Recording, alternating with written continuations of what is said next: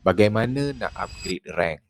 Upgrade rank ni jika anda dah pun daftar Tonewau, dah pun guna SIM cardnya, sama ada SIM card Lite ataupun Pro, tiba-tiba anda nak upgrade rank anda kepada Beast pula. Ini kita panggil upgrade rank. Biasalah upgrade rank Beast ni barulah peratus bayaran komisen tu lebih besar. Cepat sikit income kita naik, betul? Jadi ini kita panggil upgrade rank. Syaratnya mestilah kita ni dah pun daftar Tonewau sama ada SIM card Lite ataupun Pro. Cara nak upgrade rank ni sangat mudah. Login aplikasi Tonewau 2.0, klik bahagian bisnes, klik dekat rank upgrade, masukkan ID anda dan klik verify.